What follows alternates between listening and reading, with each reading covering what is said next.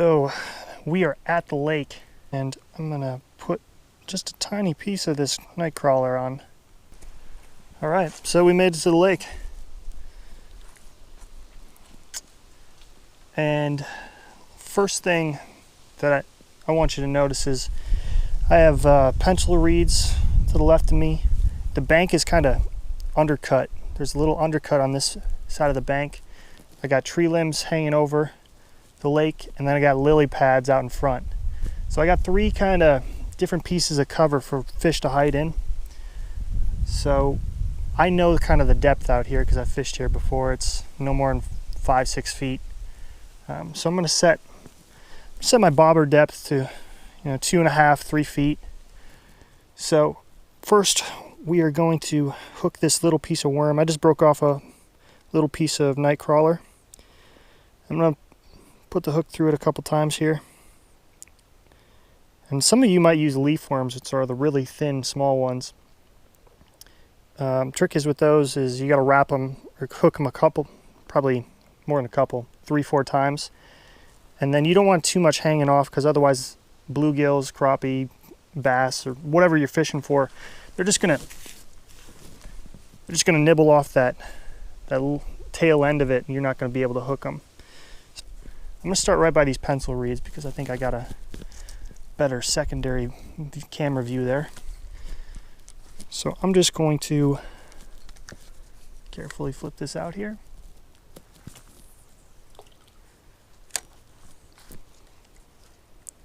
Now, since it's live bait, there's a scent. Oh, I got a fish already.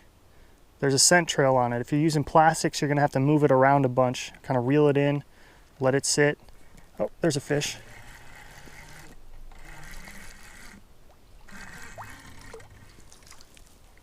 It's a bluegill, and he absolutely inhaled that. I'm gonna have to go get a pliers.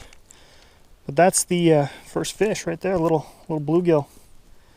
When you are casting to emergent vegetation, like these pencil reeds, like the lily pads I have over here, especially if you're the first time fishing, try to cast just on the edge of them. You don't want to cast in the middle because you're probably going to get hung up you're going to get hooked on the weeds and snagged and probably break off. So you just want to cast right on the edge of them. Under brush or overhanging branches, start off by casting right on the edge, and then slowly, if you can, once you get good at casting, you can kind of sneak a worm or your bobber set up underneath that tree limb. That's usually where those bigger fish are going to set up. So we're going to cast back by these pencil reeds. I'm just going to cast right along the edge of them here. I'm still about 3 feet deep.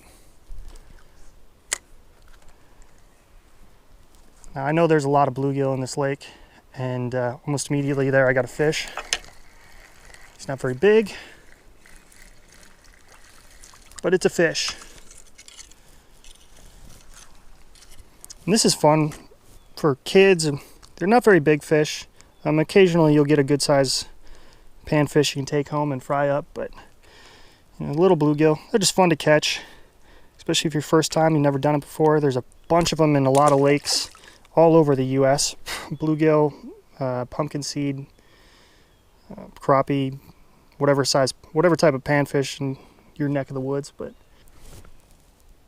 okay, I'm gonna go cast by these lily pads now, see if there's some bigger bluegills out there. Gotta get a little closer to my camera. Okay, right on the edge of the lily pads is where that landed. I'm just going to sit there a while. If I don't see any activity for a while, I'm going to start slowly reeling it in. Kind of move that bait along. And that bait will move along the bottom or close to it.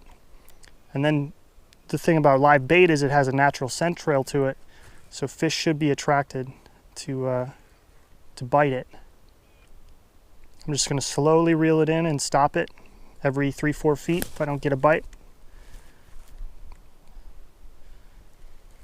I'm going to stop it for, I don't know. Oh, I got a fish there. Oh, he let go. Must have been a little guy. As I'm reeling it in, when I stop it for probably 10-15 seconds. Maybe not that long. just enough to let that bait settle right underneath the bobber and sit there for a while. Like sit there for a while just in case a fish is following it. It gives it a chance to hit it while it's still, while it's just sitting there. That's a bad cat. Oh. I do got a fish on. Oh. He lost my worm. Lost my worm right there. I bet you there's going to be a fish that grabs it. Yep, there's a fish. Took the worm already. Another little bluegill. All right, I want to get some underwater footage for you guys to kind of show what I'm doing here. The beauty of this little snell knot is I'm not even having to set that hook that hard. You don't really have to set the hook that hard on these little panfish, but the snell knot, when you just start reeling, it's just going to, the hook's sitting like this and the fish comes and grabs it and you just start reeling, that pressure on the top of that eyelet from the line, it's just going to naturally go up into the top of the fish's mouth and set that hook. So I'm going to get some underwater footage for you.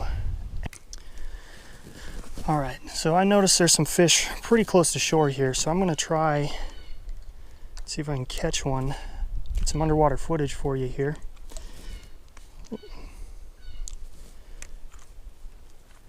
I'm just going to set it straight down. I got that hooked a couple times, that worm hooked a couple times. I'm just going to let it drop.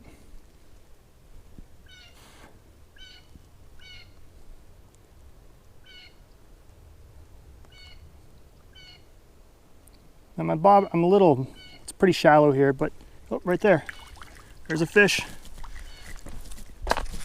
Whoops. I'm not even have to set the hook. That little snell knot, I just have to lift up and that leverage just sets a hook for me. It's pretty cool.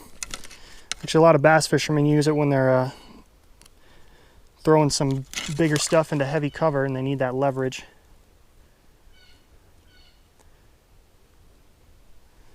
So, I'm gonna get a couple more of these underwater footage shots for you. And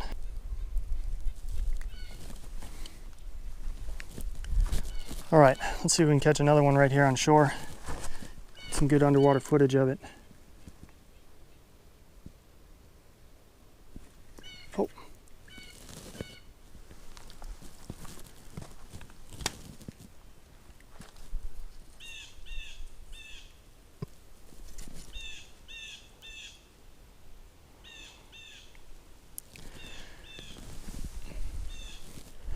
Well, one hit it, but see if we can get him again. There he is. There we go. Man, these things are hungry. So that's going to wrap it up for me. So there you have it. Fixed bobber setup from shore. Very easy to do, very inexpensive. Make sure you're using that snell knot. And hopefully you like this little how-to video of setting up a fixed bobber. And get out in the water. Enjoy it. If you like these videos, please hit that like button. And then comment below if you want to see any other tutorials from shore fishing to tying knots to whatever you feel like. And of course, if you're not a subscriber, you'll see my face pop up at the end of the video holding a crappie. You can click on that. And then below the video, there's also a subscribe button. Appreciate you watching. See you next time.